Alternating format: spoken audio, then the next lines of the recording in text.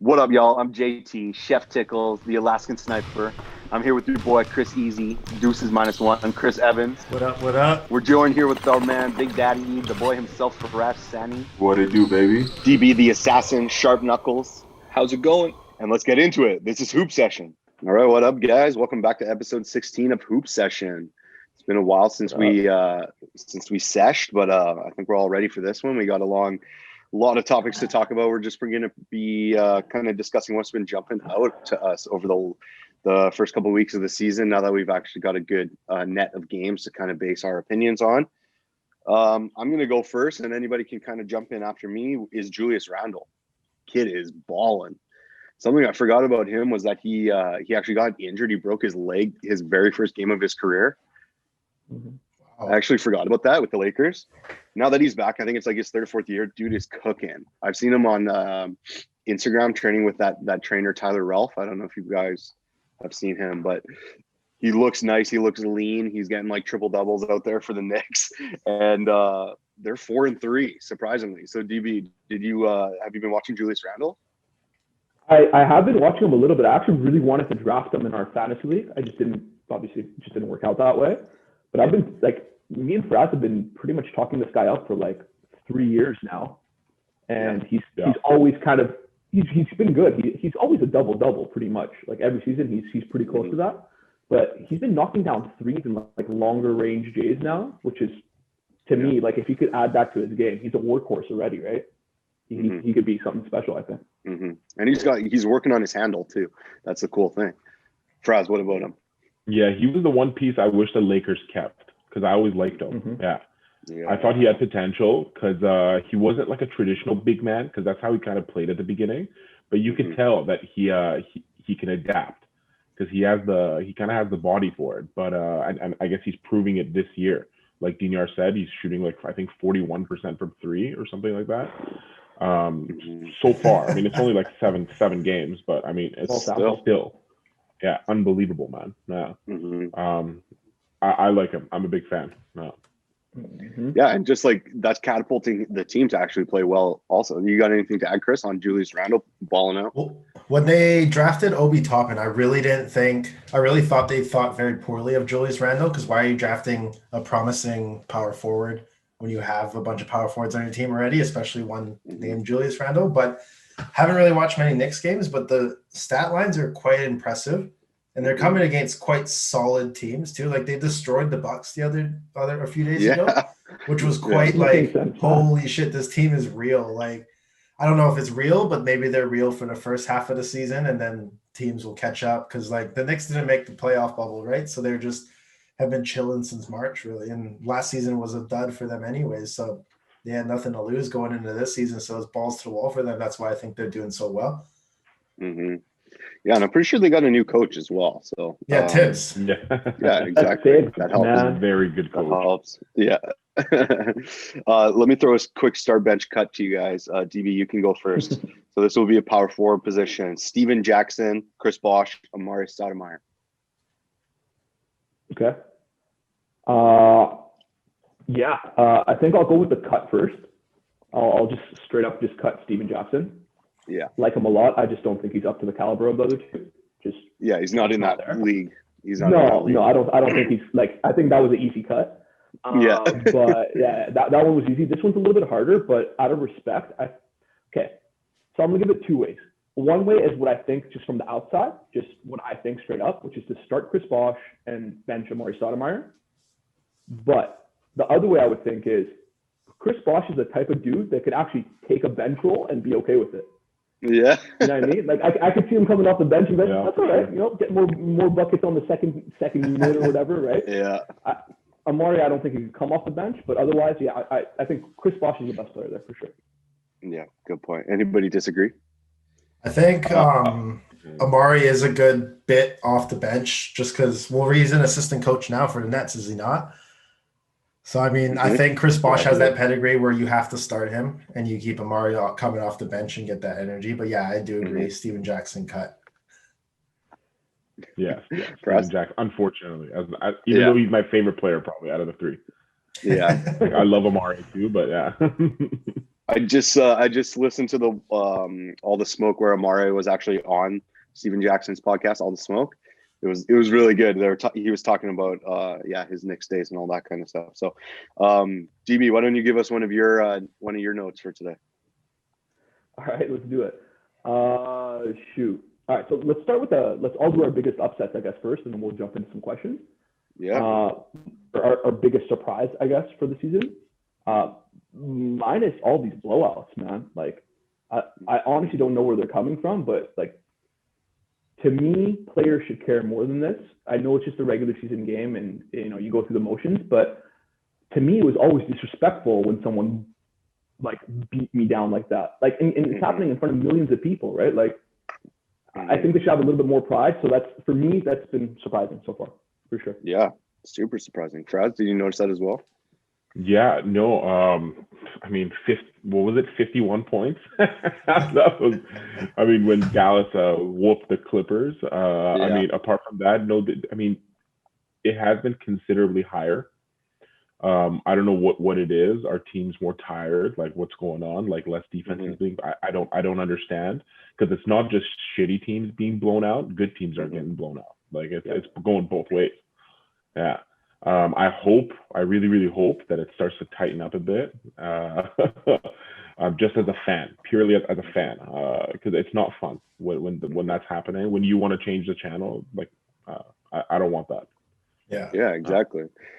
Chris, I don't know if you noticed this, but something I noticed is, like, I think it has something to do with the scheduling restructure. The fact that they're playing kind of like the baseball series. So, if you're playing the same team back to back in the same city, and you're matching up against, I don't know, Derrick Rose, and he kind of gives it to you the first night, then you work on it, you watch tape, you guys are ready for that same game plan that you just saw, and then you come out and you beat them by 30. I don't know, as an example, right? So yeah, I didn't dive too deep into it to fucking actually go look at the games and whatnot, but that's happened. What happened with the Nets, right? With Charlotte, tight game, they fucking put on a show, KD and Kyrie, and then the next game they got blown out. So, Chris, did you notice that? It is, yeah. Like, from personal experience as well, playing the same team back to back, like on a weekend. I've done it a couple times in Scotland, and it's quite not, I don't want to say unmotivating, but if you stomp a team the first day and then you have to go back and play them the next day or the day after, it's like, oh shit, we got to play these guys again. Like, we just beat them. So you do take that. There's some mental bit of it where you're like, oh yeah, okay, we got to play these guys. We just whooped them. Like, whatever, we'll play them again. And then that's when those are the trap games where, like, a team like Charlotte can beat up on a team, or can beat a team like the Nets, or like a team like, what's it called? The Knicks beating up on the Bucks. So it is, I feel like the schedule change is a very massive, like, change in the way players are playing, as in, like, they don't give their full all one game, and then the next game they do. Also, it's just 10 games into the season, if that's 7 games, 8 games. And I think if people are still in preseason mode, especially teams that have been playing in the bubble, they're like, oh, fuck, it's just preseason. There's still a long time to go. But I think once that second half of the season schedule comes out, that half of that season is going to be intense for people jockeying for playoff position. But right now, it's just sort of like, let's just stay in the hunt. Let's just stay in the top 9 teams, like the top teams like Brooklyn, Milwaukee, the Celtics, like, they're like, oh, let's just stay in the top 9 teams of the East. And then once the second half of the season comes along, we'll kick it into high gear. Yeah, that's a thing, right? Like, sorry, DB, but like, the playoff picture opens up a little bit, right? So, you don't have to win all these games in a short season to squeeze into 8 seed, right? You just got to get to 10. So, DB, what did you have? 2 things. I like how you threw, Chris, I like how you threw Boston in there. That was good. As one of those elite teams is going to make it no matter what. That was a good touch. Just to play devil's advocate to what you guys are saying as well, I get it. I get that it's one of those things, you get to play someone twice. It's especially when you're going to blow out a team the first night, like you said, you don't come out as prepared for the second night. I get all that good stuff.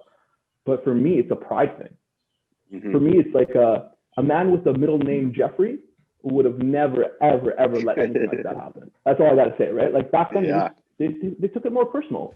Like, when you already beat me by 20 and you're pushing it to 30, you're pushing it to 40, at some point, There has to be fights breaking some out. point, There you gotta has to just- be yeah. hard fouls. Like, Something, don't do this. something. Yeah. Yeah. Well, I feel like Jordan is always the exception to like the rule, or like Jordan's always the exception to just life. I don't know. Like you can't expect every team to just have MJ, right? So it's really interesting to me how it's almost just becoming more like, obviously way more analytical, but just way more like this is a business decision. Okay, we're down 25 halfway through the third. KD, rest. You're playing tomorrow. Like they just give up rather than like, okay, maybe they can cut it down to 15 and then chip away and the bench plays well and blah, blah, blah. It's like, okay, let's cut our losses. We beat them yesterday. We'll lose today. Cool. Let's go look forward, right? I think the pride thing is not like a game to game basis. Obviously for the Nets, they have bigger aspirations, but maybe for Charlotte, maybe for a young team like that. But I think for like a Nets team with KD, something like that, they're like, sure, Charlotte, go ahead. Feel okay for one night. Man, have you seen Sacramento play this season? Yeah. It's literally watching Hassan Whiteside. It's the worst like player to watch in terms of like caring about winning a game. Yeah. He looks like he's literally there to solid. That man checked out when he got his 2K rating and his paycheck, man. He 100% checked out when he got paid. It was over. Yeah. That was like the worst thing to ever happen. He's never been checked in, and then man. getting paid was the worst thing ever. He's never been checked in, honestly. He's always been one of those guys who is just like, I'll try when I want to. I can try. I feel like he doesn't even love basketball. You know, he's just like, I'm good at it. Like he was. Makes money. That's what straight up. Yeah. I watched him play live. Yeah, I watched him play live in Portland last year or whatever season that was, in like a back-to-back kind of situation. So I could see his similar to what we were just talking about, see his mindset. But like, he's just in person. He's just by far the biggest dude out there. And you just see, he's like, okay, this possession, I'm going to run up and down the court, get an M1, get a dunk, get a block. And then, okay, this time I'm kind of tired and Dame has the ball. So I'm just going to literally jog and look at the fucking crowd. Actually, like it actually looks like, it's disgraceful. But just jumping forward to another point. So we've been talking about blowouts in terms of team blowouts, but we haven't really seen a lot of big numbers until somebody named Wardell Stephen Curry jumped out. So DB. I needed, man, JT, you took this away from me. I wanted to address Chris Evans, the man that I think on our last I think it was a couple episodes ago. Yeah, maybe it was 2 ago, whatever. I think you said something like this year's going to expose him and it's going to show that without stars around him, he can't get those tough shots up. This man just dropped 62, bro. 62. And such an easy 62. Yeah. Like, I don't know. You guys all watched it. Everyone just chime in. I don't know. Faraz, why don't you take it first and then send it over to Chris so he could give his rebuttal. So what he thinks about it. Man, I've been saying it all season that Steph's gonna blow up. Like he's gonna have a night and it's gonna be stupid numbers. I thought it would be earlier. I thought he would kind of come on and prove that a little earlier, but hey, better late than never, man. I think he's going to continue. I think we're going to see like a couple like close to 50-point games or even 50 at least from him this season.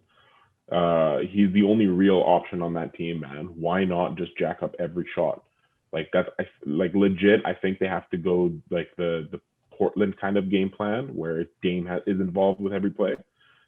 Steph's got to do that. Everything has to roll through Steph. Yeah. And I think that's their only path to success right now. Yo, Faraz, one thing to add before you pass that on though. I think their success is actually just as strong. I know this is going to sound weird, but just as strongly correlated to Draymond. Mm-hmm. So I think he does the subtle things that free up Steph, right? Like he just creates that little bit of room for him, that little bit of wiggle room, you know, the little screens. And when you watch him, you think like he looks unathletic a little bit. He's maybe out of shape or whatever, but he helps Steph like so much, man. It's crazy. It's not even about what he does. Yeah, it's not even about what he's like physically doing for Steph on the court. It's his influence on the other three players as well. Chris, when you mentioned that in the group, you're like, yo, Steph has 60 right now. I watched the full game start to finish, and that's exactly what I noticed, DB. It's like Draymond, obviously those two play well together, but like Wiseman's now starting to get a little bit more familiar. He's starting to get in the right place. Oubre obviously played well that game. He hit 4 threes. So I think like the whole team is starting to get it a little bit more. Bazemore had some good minutes that game as well. And then Steph, man, like when he shoots it, the net doesn't even move. Doesn't even make sense. Chris? Unbelievable, man. Yeah. Literally the greatest shooter of all time. Like Oh man, it's hard. I thought I was gonna last more than 7 games before getting called out this season. I eat my words, man. Steph proved me wrong. Steph proved the whole league wrong. That was by far one of the best games. Individual performances is the best individual performance I've seen this season, and it's like, holy, this guy is so easy for him. Regardless of who's around him, he can still put up 60 points. Like that's he can, man. Yeah. So I hope he keeps it up. I hope he goes MVP like Steph and just goes at it. See what happens, but I still don't know if he can lead them to a finals or even like a late playoff push. But I'd like to see it try to happen. Boys. Now that we're actually sorry. Go ahead, Justin. Go. Well, I was just gonna say, still like 90 games away to see if they can make it to the finals. But playoffs first, playoff. Yeah, exactly. Yeah, but for Steph, what I noticed was his handle. So normally he's, getting guarded by like a little bit bigger of a guard / wing who can kind of try to disrupt his rhythm with length, right? Gary Trent Jr., he's like 6'4", was guarding him, and he's kind of right up in his grill. And Steph was just like, he was trying to guard him like 40 feet above the basket, and he's just like, okay, goes around, help side comes, like he just a little floater at the rim. Like it was just way too easy because what I noticed was his handle, man. It's crazy. He's probably got like the second best handles in the league, man. Yeah. I think he might have the second best handles in the league. It's Kyrie's number one if you guys remember. Yeah. Kyrie's one. Kyrie put on a show today in that first half. I didn't get to catch it, but you said he was going to get like 100 fantasy points, so I don't even know what he had 50 fantasy points at halftime, but he was like 9 for 9 with 4 for 4 threes in the first quarter or something. Yeah, Jesus. Yeah, I think he finished with 29 points. Yeah. Yo, boys, now that we're talking about Steph and Kyrie, I have a sit-start bench scenario for you guys. Yeah, I want to start with JT. You got to sit one of these guys, start one of them. You got to sit one of them, start one of them, cut one of them. Sorry, I made a little mistake there. Same as DB. So it's Dame, Steph, and Kyrie, the 3 dudes who I think are probably the 3 best guards, or at least scoring guards in the NBA right now. Oof. Whew. Jesus. Current level of play this season? Prime. Our current, their best they have ever were. No, consider them at their best. I want you to consider that. Okay. Yeah, because I guess Steph would be a couple years ago. Or last night. I think. Or 62.9. Do I get Draymond too? No. I think that's fucking tough, but I think the easiest thing for me to do is to cut Kyrie. And then I think I would have to start Steph and bring Dame off the bench. Yeah, I think that's what I'd have to do. Just for game management, I don't know what the rest of my squad is like. Mm-hmm. Yeah. BB. That's so hard, man. Even the bench, like the cut for me is hard, man. Yeah, definitely. Like they're all like, it's just, I think I would also start Steph. I would start Steph. Okay, no, cut that, scratch that. I'm gonna start Kyrie. I'm gonna cut Dame, just so I'm completely different than you, and I'm gonna bring Steph off the bench. Can you imagine Steph coming off the bench? Could you imagine how good your team could come in and score? Yeah, Jesus, good point. But Dame coming off the bench. Any of them, man. Either way. It's like DeLon Wright's like, DeLon Wright's like trying to guard him. Yo, that's That's unfair, man. That's actually just unfair. And that's a hard question though for us, man. Yeah. Chris, I already know you're gonna cut Kyrie. Yes. Yeah. Yeah. I'll go along with Justin though. I'll start Steph and bench Dame. Yeah. I think I would only start Dame just because he's my favorite player. But realistically, I kind of agree with maybe starting Steph. Yeah. Yeah. Honestly, there's no wrong answer, right? That's just too good, man. Yeah. That's too. I was a hard one. Yeah, that was a good question though. That was a good question. Yeah. How about those Raptors? Hey, they seem to be playing very shittily, which is nice. DB, how about that? Honestly, man, no one at work likes basketball anymore, which is amazing, man. Saw that coming. I'm playing. But usually, when the Raptors are doing good, everybody at every single office all around all of Canada is talking about the Raptors, right? So hopefully we don't have to hear too much of it this year, right? Yeah. The Raptors are weak, and I think other teams are noticing it, man. They're looking for it's an easy lunch. Raptors have no depth anymore. Like they had Ibaka and Gasol in the bigs. Now they have Boucher and Baines. Yeah, it's horrible. They're really missing Gasol. They're really missing Gasol, I think. Yeah. Yeah, and also, we're just getting a true vision of what Pascal Siakam is, right? I really liked him when he was. He's a G leaguer. Well, no, come on, man. He's an overpaid G leaguer. No, he's a starter for sure, but he's not a max type player, right? Exactly. He's 100% not a max type player. For sure. He could be your 3 option on a championship team. I wouldn't even necessarily agree that he's. I wouldn't even agree he's a starter on every team. Yeah. No, he's not. For sure, he's not. Yeah, on the Lakers, he's not because he's just not. But like on most, obviously depending on their team. Starter. Yeah. When you look at him, you say he's a starter in the NBA. I get exactly what you guys. Yeah. Would he start on Atlanta? Who they have right now? John Collins and Capella?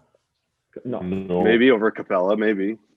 John Collins and Siakam. Maybe run John Collins at the they could do that. Or maybe Siakam would play 3. But yeah, hopefully Freddie starts playing a little better. Norm is not playing very well right now. Also, there was a lot of hype around their 2 rookies, or their 2 young guys, the rookie and the second-year player. But what sucks for me in terms of fantasy is OG, man, can't hit a 3. I think he's like in the 20% area for 3s right now, especially a lot of his shots are coming from the corner, which is where he excelled. So I had a lot of hype for him starting off in the season. I thought he put on like a lot of bulk, a lot of size, but might have fucked up his shot a little bit. DB, you want to take us through one of your questions? Yeah, sure. Let's do it. Let's see what I want to. I got so many questions for y'all, man. Like, all day, I got questions for you guys. Okay. Worst draft pick. All right. This is the worst draft pick. You got 3 choices: Greg Oden, Darko Milicic, or Sam Bowie. Or who? Or Sam Bowie. Bowie? Yeah. For me, when I read these notes, I'll be honest, like I didn't watch basketball back then to know who Sam Bowie was. So I'm going to say that's an okay pick. For me, Greg Oden, I think you missed on KD, obviously, but I don't think it's a bad pick, man. Like, dude got injured. If he didn't get injured, I think he's at least an all-star, if not like a generational type of player. So I'm gonna have to go Darko Milicic, man. There's too much talent after him as well. It's not like there was one guy after him. There's like we know all the names, right? I'm gonna have to go with Darko Milicic, yeah. Okay. Chris? Yeah, it was gonna, like how JT said, for me it was gonna be Greg Oden, just because you missed out on KD, and I think KD is better than what you missed out on picking Milicic. So for me, Oden is the worst pick. I see. Okay, good. I like that. So let me go rephrase it, JT, because the way I intended it to be, what turned out to be the worst pick. Oh, okay. Not right. You know what I mean? Like, obviously at the time, at the time, like Greg Oden was, in my opinion, was the number 1 overall pick. Right. So I think he should have been the number 1 overall pick. So what turned out to be the worst? Yeah. Yeah. So if you put it that way, again, I still have no knowledge of Sam Bowie, but I would go Greg Oden. I would go Okay. Greg Oden then because Detroit won a championship that year. Okay. Next year. How I'm about pretty this sure. now? JT, let me one more Yeah. time here. I'm just trying to get you to get the right answer here. Sam Bowie. Yes. Okay. So who went after Sam Bowie? I don't even know what year this is. Michael Jeffrey Jordan. Who took Sam Bowie? I don't even know, man. I don't remember the draft. This one was just off the top of my head. The ones I remember just being like bad, like turning out like horribly. Yeah. And that one for me is just okay. I'm sorry, man. I jumped into my own question. So Chris, why don't you take it from here, man? You Oh go man, with my surprise. I have two surprise so far. The Denver Nuggets 2-4. Jokic is averaging a triple double, but they're losing. It is weird. I thought they would do much better than they are currently. But the biggest surprise for me is LeBron hasn't sat any games. LeBron has played every single game, and he's played, I think, more than 30 minutes in every game but one. Oh, yeah. And that one game, I think it was 26. But, like, it seems to me he has something to prove this season. It's his 18th year, I believe. And I think he's like, F everybody, you guys put some respect on my name, but put it on my name like this entire season. So I think he's not gonna, I don't know if he's gonna keep up with this pace, but it's looking quite promising. I did pass over him in fantasy to pick Bam Adebayo in the second round. So I'm sort of a bit choked because LeBron's top 5 in fantasy right now, because I was just worried about the sitting out games and taking rests. But who knows, man? He is the Lakers' leading scorer and assist man. So he's second in minutes played. So, I mean, is LeBron back, or is he going to start sitting once those fluff games happen at the end of February and March? Is he going to start sitting back-to-back? So is he going to start, what's it called, like taking a couple of days off here and there just to like recover his body for playoffs? Or is he going to play this entire season as hard as possible, all guns blazing, just to prove something, you know? Yeah. Well, for one, he is the 5th oldest player in the league right now. That was crazy to me, first of all. Just turned 36. Obviously, I watched Melo play last night on Portland, so I'm assuming he's older because he went to Syracuse. But 5th oldest player already is crazy. But in terms of Bron, I don't think he's been that type of guy to sit games. I don't know. You guys might be able to pull some examples, but even like with the Lakers and stuff, I remember him just like making a point of playing every game. He's the kind of guy I think like his body needs that. Like he just needs to play every day. Maybe he won't give you like 100%, or Chris, like you said, maybe he'll play like high 20s in terms of minutes or something like that. But I do think we see like a LeBron James COVID protocol 1 week off in our future for sure.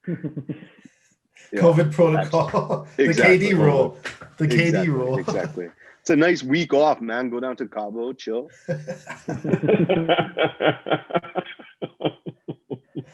Yeah, to your point, JT, I don't see, I mean, before LeBron used to make it a point, he used to say, like the fans kind of pay and I don't want to sit and, kind of screw over the fans. I think he said that in a couple of interviews before. So yeah, back then, I don't think he would have, but right now, like, no fans really to please. Maybe the audience like that's watching on TV. So maybe he'll take some more rest, especially coming off a really, really short break, right? Mm-hmm. So I think he will take more rest. So Chris, maybe Bam might not be that bad of a choice. I'm hoping, man. I'm hoping. Fuck. Yeah. What I noticed as well is like they'll let Kuzma go down the stretch or something, and LeBron will sit up the last like 6 minutes, and then if it's an emergency, he'll come back in. If they've already got like a 12-point lead or something, I noticed a couple games like they just let Kuzma. Okay, this is your chance, right? It's like when they like gifted him that game winner in the bubble, like meant nothing. But, like... Nice for the confidence, though. Right? Oh, 100%. Exactly. It's like, yo, LeBron deferred to me. Faraz, you got another topic that you want to talk about? Yeah, I was going to talk about how good the Phoenix Suns are playing, man. So far, it's been nice. I've managed to catch a couple of their games. I not watched all the way through, but at least sit through a bit of them. They're good, man. They're playing like dogs. They're coming out. They're fighting hard every game. Chris Paul, it seems like he's really got this group of young guys focused. which is crazy. It's usually hard to see in the NBA when you have that many young dudes for them to all kind of rally around someone and kind of buy into the system. It seems like that's what's happening. It's still really early to tell, of course, being only 7-8 games in. But I think so far, Chris Paul is proving what a lot of people doubted he could do. Yeah. Quickly too, like you said. Yeah, quickly too. I think Cam Johnson's playing really well for them. I think they're 5-1, unless they played today. I'm not sure, but they were tied for. I can't remember who the other five. Oh, Philly. And is the other 5-1 team. So, and the game against the Clips, I loved it because even though the Clippers were up, it looked like it might be a blowout. They kind of fought back. They came back in. It got a little chippy. I love that trash talking Devin Booker was doing to him. Yeah. I'm not going to repeat what he said. Like I'm looking at, man. That's that Chris Paul attitude. That's that competitor's attitude, and it's brushing off. Yeah, I think like the quarantine situation is like kind of perfect for these kids, like you said, a really young team, to just like, yo, fuck, like point guard Chris Paul is telling us what to do. All we can do is stay at home or go to the gym, right? It's like I think it's a perfect opportunity for them to either like, yeah, this is not for me, I can't do it, or like thrive. DB, you've been watching them too? A little bit. We're just with Faraz, just catching a couple of the games. But what they kind of remind me of is like Miami last year, a little bit. Yeah. Right? Not fully, obviously, but they kind of like the young guys buying into the system. Obviously, the system in Miami was already set with their coach and obviously their GM, president, all that good stuff, right? Like they were already set. It wasn't just like one player coming over, but the way Jimmy, I think, impacted that team, I think that's kind of what Chris Paul is doing for the Phoenix Suns right now. I mean, they're looking pretty good, man, with Ayton down low as well. Like they look good. Like a 6 seed, 5-6 seed, something like that. Yeah, I think a 6 seed would be great. 5 seed would obviously be a little overachieving. But did they pick up Crowder? Was that them? Yeah. That was nice. See, so they are Miami again. That's still again. They wouldn't have been able to get Crowder without bringing in a guy like Chris Paul. Yeah. Well, exactly. And those are like two obviously tough type veterans as well. It's like Cam Johnson's a bit of a lanky dude. Booker's committed having to try to fight all those battles kind of by himself, right? Like you said, he kind of got into it with PG there, but now you have a guy like Crowder that can kind of step into those situations. Like, hey, listen. All right, so let's get into this start, cut, bench. Maybe it should be start, bench, cut. Yeah, start, bench, cut. This is going to be a point guard special. Jason Kidd, John Stockton, Isaiah Thomas. Old Isaiah Thomas. I'm going to kick it. Yeah. What's that? Yeah. Old Isaiah Thomas. Yeah, old, for sure. Yeah, no, I'm just going to put some random dude that had a couple good seasons. Let's go with the old super. Remember when you thought he was better than Kyrie? But let's move it. I will die on that hill. Not today though, but one day. I'm not ready for that conversation right now. Oh my goodness, that would not go well for you, bro. All right, let's move it over to Faraz to answer this one first. Okay. This one's a tough one. I'm cutting Stockton, as fucked up as that may sound. All-time leader in assists. I start Jason Kidd, I bench Isaiah. Nice. Yeah. That one's a tough one, but just because personally I grew up watching Jason Kidd and I think I like him more. I think that's what kind of leaned me more towards him starting. But that's tough, man. Yeah. There's 3 unbelievable point guards, 2 of which are champions. Yeah, true. Poor guy. Johnny Stockton, poor guy. It does sound crazy to cut John Stockton, but like I think I'll be okay. John Stockton coming off my bench. I think I would cut J Kidd and start Isaiah. I think I went the opposite of you. I like Isaiah's obviously intensity and ball pressure. Jason Kidd just wasn't really a great shooter until later in his career when his body wasn't there anymore. So it depends what kind of Jason Kidd you're getting, you know. Prime Jason Kidd couldn't really shoot too much. So that's what I would go with. Chris, what about you? Okay. I think it'd be start Jason Kidd, bench John Stockton, cut Isaiah Thomas. Okay. I'm not really a fan of Isaiah Thomas. I didn't really watch him or have watched highlights of him in the past, but like he was a dickhead in The Last Dance, so he gets the cut. Well, I met him twice, so me and him are buds. Yeah. Okay. But Right, JT, just you so you know, man. gotta hear the backstory to that one of these days, bro. Yeah. One day. At the club, huh? J-Kid was like J-Kid was the original triple threat machine, man. The triple double machine, man. Yeah. Triple double machine. Yeah, that was a little before I was watching. Obviously, all these guys were. Right. Yeah. For me, guys, I agree with Chris's list 100%. I start J-Kid. I go with the number one assist man of all time coming off the bench. Yeah. And for almost the exact same reasons you said, not just in that sense, just from in general. I've never been a Detroit fan, right? So I gotta cut him. It's an easy cut. Man, John Stockton was a G. John Stockton was a G. He's a boss, man. I love John Stockton, man. Yeah. Love John Stockton, man. He was. Yo, boys. Now that we're on the topic of these questions, I have one for you guys. It's not a start bench cut. I have a little scenario, and I want you guys to pick the player who would be most successful in this little scenario. So the scenario is end of the game, 6 seconds left, enough to get one possession. You get a shot. It's an ISO play. Okay. With who, in my opinion, we can have a little quick discussion if you guys think there's a better perimeter defender. I said with Kawhi guarding. With prime Kawhi. Fair. Yeah. Are we in agreement that he would probably be the best, or I don't know? Yeah, obviously he's up there. Like you're not gonna go. You're not gonna go. Yeah.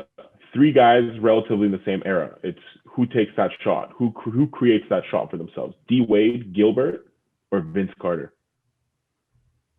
Who do you take? I want to say Gilbert. Just to put it this way, it's a 1-point game, so it doesn't matter what they're taking. It's a 2-3. Like they're just trying to get the best shot open, like the best shot possible.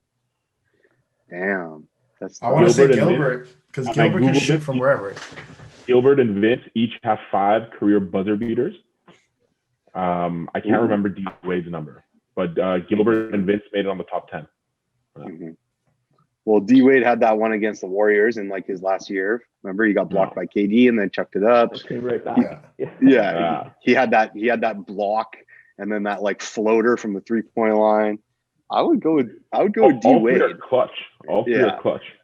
With Gil, like, are you getting him within that 18 months where like he was like on fire? I'm talking about each player at their peak.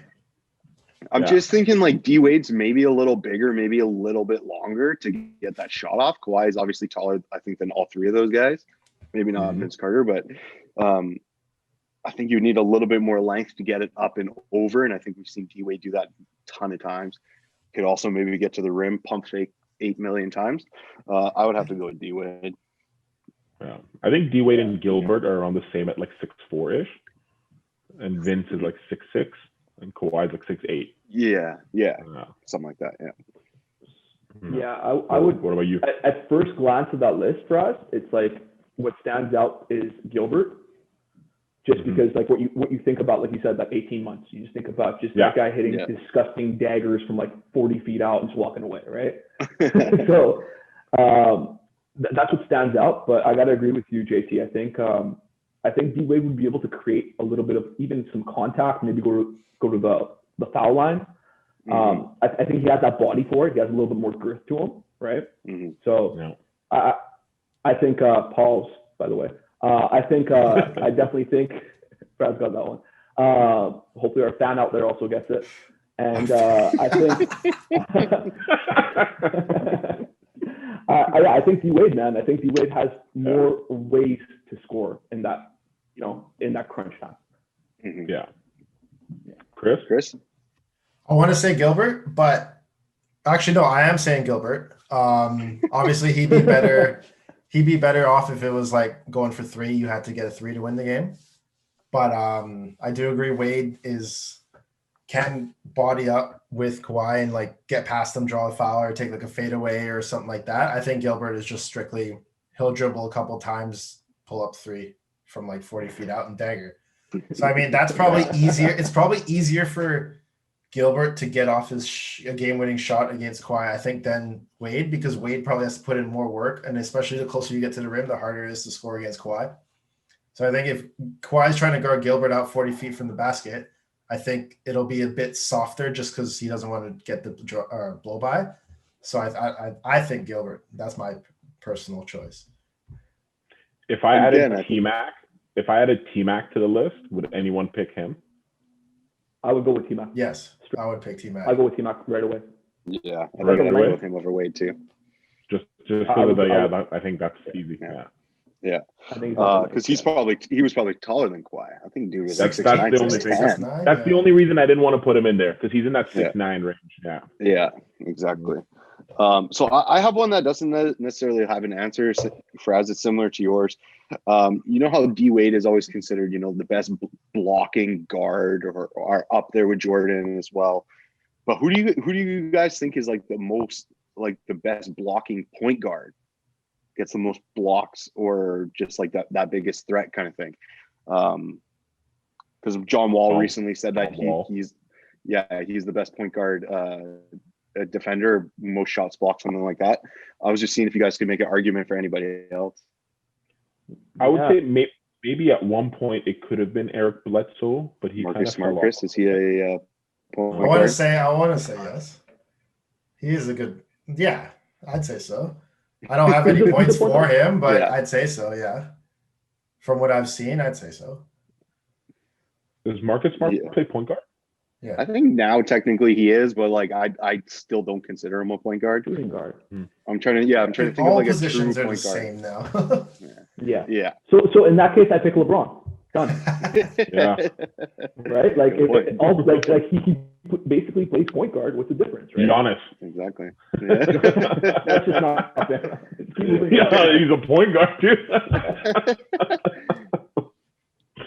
I think John Wall. I think John Wall. I didn't hear him say that. I didn't hear him say that he said he's the best blocking point guard. Something like that. Best defender, best point guard defender, or best. He said he's the best shot blocking point guard. There you go. Okay. Blocker is such a weird word. Yeah. Shot blocking. Yeah, because at first I thought he said like he's the best shot blocking guard, but then he specifically said point guard. Mm-hmm. Yeah, because I was like instantly I was like D Wade. I'm like people like guards like instantly it's like one of the guys that comes to mind. I'm like that guy got a lot of blocks. I would put him up there. But as point guard, I think he has a legitimate right to that. John Wall can come out of anywhere. There's a highlight reel of chase down John Wall blocks, I think. Yep. Yeah. Do you think of anybody that could make an argument? Dude, I'm trying to rattle my brain right now.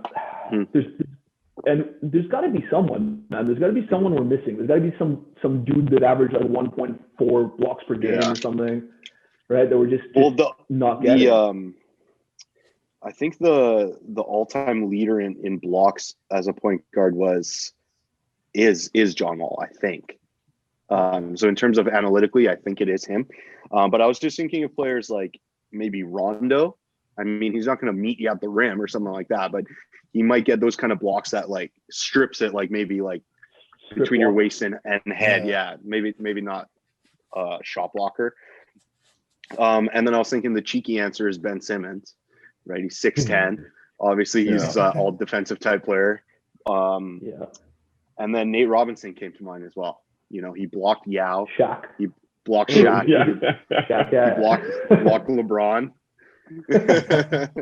in the playoffs. Yeah. One guy I think that has potential to like get in the group could be Lonzo if he's got the size and he randomly shows when he tries that he has the potential to be a good defensive player. Yeah. And I think he's got the length and the size to be a good shot blocking point guard. If he wanted to, it's just that he'd have to get that timing down. That's key for being a small shot blocker, like a small guy. Like your timing has to be perfect. Exactly. What about that point? What about that point guard from New York? What's his name? Ntilikina. Yeah, that kid was Yeah. a pretty good defender for a minute. He had Yep. some long arms, right? He could That's be true, one yeah. of those guys to get some blocks, right? Does he get much Good time point. nowadays? Yeah. No, I don't. I mean, again, like I don't think so. Yeah, RJ Barrett. I haven't seen him play much. Yeah. They still have Dennis Smith Jr. Yeah. Yeah. You guys want to go one more? DB, you want to throw one more out there? Yes, I'll throw one out. I got a couple good ones, but I'm gonna go with something a little bit different. It's gonna be another point guard question, which is kind of weird following that up. Most explosive point guard in NBA history ever. So do you I got a list here if you guys need some. Yeah. Well, do you want us to just answer, or do you want to give us kind of your thought process when you're forming the question? What's explosive mean to you, Dinyar? Explosive, athletic, freak, a LeBron James, but smaller, right? Mm-hmm. A guy that handles the ball, smaller LeBron James. That's what I think of explosive, freak athleticism, right? Yeah. And for that, actually, you know what? I'll give you guys a little list now. And I think you guys will all have these same kind of players on there anyways. So mine's a tiebreaker. I already know. It's like mine's tied. Westbrook, Rose. Those are the two you're going to have a tiebreaker over. And then Nate Robinson, Spud Webb, Baron Davis was pretty freaky, like sneaky athletic. Yeah. Darren Williams. Like there's a lot that come to mind. Like when in their prime, they were just freaky, like athletic at some points, right? But I think it's going to come down to two for all of us. Yeah. Yeah. I think Westbrook's the obvious answer. Rose for the more, obviously we've watched basketball since then. But just I like to kind of think outside the box a little bit. I think Zach LaVine's up there. He's not necessarily, I don't think he necessarily fits the definition of explosive, but he's definitely up there in terms of athleticism. But just like the amount of ground that he can cover in a quick amount of time, that's what I was kind of picturing. Like, 2 dribbles and a fucking cram from half court kind of thing. And then another guy that just came to mind as well would be De'Aaron Fox. Obviously, he's one of the quicker guys in the NBA. He has that slighter build than like Westbrook. That's why Westbrook's like so amazing. He's still like a big dude and he can do that. But I think De'Aaron Fox is kind of one of those guys, super explosive as well. Yeah, JT, Zach LaVine, do you see him as a point guard or a shooting guard? If you actually were to think of him as like a straight up, you have to put him into one box or the other, right? I think for him to actually be a contributing part of a successful team, he's probably your shooting guard or like 6-man. But I know most of his career has been a point guard. Okay. Yeah. Makes sense. Yeah. Makes sense. Shitty teams. Yeah. What about you, Chris? What do you think? I think it's tied between Westbrook and Prime D Rose. You can't. I don't think you can go any further than that, just because they're athletic, just as athletic as probably Nate Robinson, Zach LaVine, Spud Webb, Baron Davis, different category, but they're powerful as well. Like they're not just dunking on people just to get a dunk. They're dunking and like looking to hurt you, trying to dunk on them. So I think the power that Westbrook and Prime D Rose have puts them in another category than the rest of the people on that list. But I can't pick between because it's like Prime D Rose. If D Rose was still Prime D Rose for however many years, then it would be D Rose. But I think Westbrook, just the amount of beating his body must have taken just being that explosive, that athletic, I think that gives him the edge right there. Mm-hmm. Yeah. Well, I think you just proved the answer. They both had knee injuries over the years, right? Obviously, D Rose so many surgeries. Westbrook had two knee surgeries, and he's still doing it, and he's in his 30s. Him at UCLA, and like obviously that lob like from KD in Oklahoma City was crazy. Faraz, do you have anybody different, or you kind of agree? Fuck, man, it's tough because they're like within millimeters of each other. Like I don't know who to put ahead. Like legit Russ. The explosiveness, like when he dunks, it's like he's angry at the rim, like and it shows, and D Rose had that, but not to his extent. No, but still, there are some D Rose dunks, or just sometimes when he took off, where it was like almost electrifying, where I'm just like, you were like, what the fuck? Yeah, he had like a couple of those moments. Yeah, so that's why it's like I don't know. Is Derrick Rose smaller, or are they the same size? I would say Westbrook bigger. Yeah. Westbrook's a little bit bigger. I mean, I don't know, man. Maybe a slight edge to prime D Rose by a hair. Mhm. Like, Wow. Yeah. toss of a coin. Like, that's legit. Nah. Yeah. Well, I think D don't Rose, know. he was more about like pure vert and trying to like avoid people and like soar. And Westbrook's like he's trying to put it on your He goes head. through them. Yeah, Westbrook will run He's like, through you. It doesn't matter. Oh, that's Yeah. cool. You're gonna jump? Okay. Yeah. Like and like it's like, and for him to like, for him, those highlight reel dunks that he has too, it's like the one I'm picturing is he like catches it from a baseline inbound left hand dribble and crams it left hand and one on, I think it was Capella. Was that? I can't remember who that was, but it was just like, there's like 4 seconds left. And he's like, what the fuck? And he's just like, it's that easy for me. I'm at the rim. I might as well, kind of thing. That's what makes Westbrook probably win for me. Yeah. I think we gotta basically right down the middle here. I think I agree with you, JT.